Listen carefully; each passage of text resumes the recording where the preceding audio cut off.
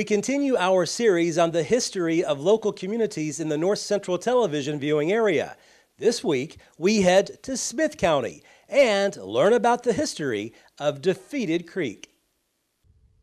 Chances are, when you visit the Defeated Creek area in Smith County, you make a pit stop here. The Defeated Creek campground features camping for those wanting to relax. This area also provides plenty of opportunities for boating, sunbathing, and fishing.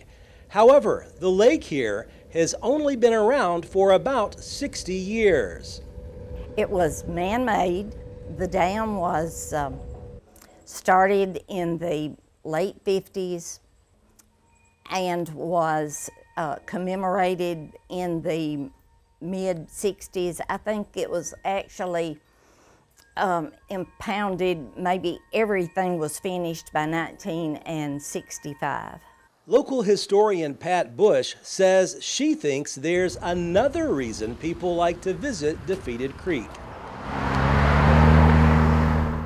A lot of people would say the lake. My answer would be the people. We're friendly, we're very accommodating. We like to help people, so I think and a lot of people who have moved here will tell you that it was the people that brought them here. Bush says records of this part of Smith County date back to the late 1700s.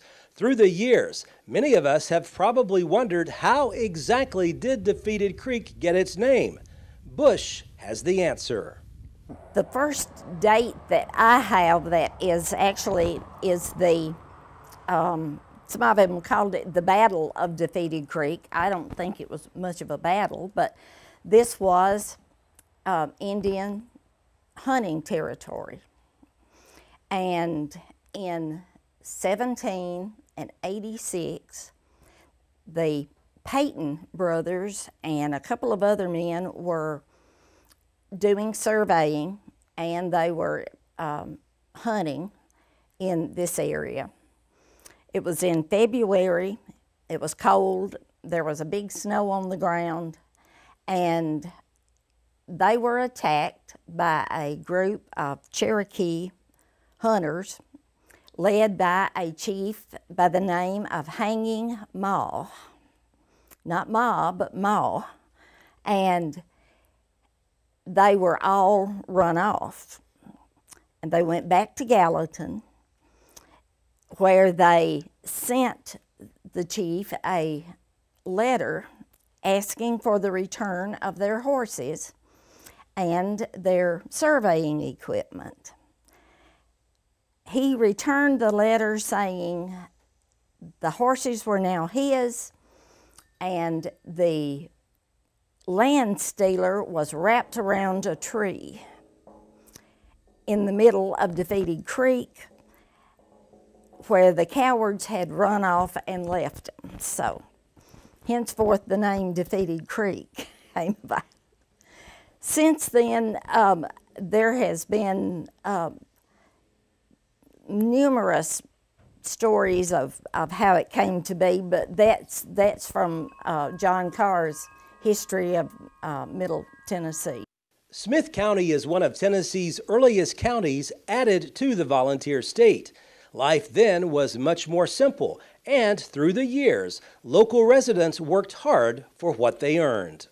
I think all of Smith County was pretty popular because it's centrally low. I mean, it has the rivers, and so there was lots of good transportation.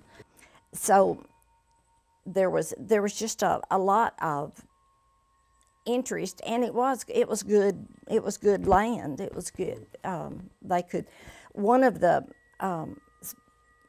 accounts that I have read is of families who they would move in, and they would maybe not actually settle here, but they would, because a crop would grow almost on its own, they would go on and plant crops, and then they would come back a little later in the year, gather that, and begin to build probably a lean-to in that time.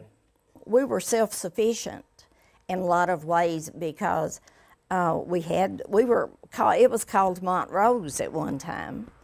We had a Montrose post office. That was from the early 1800s. It was changed in 1880 to Defeated Creek. And that was until 1929.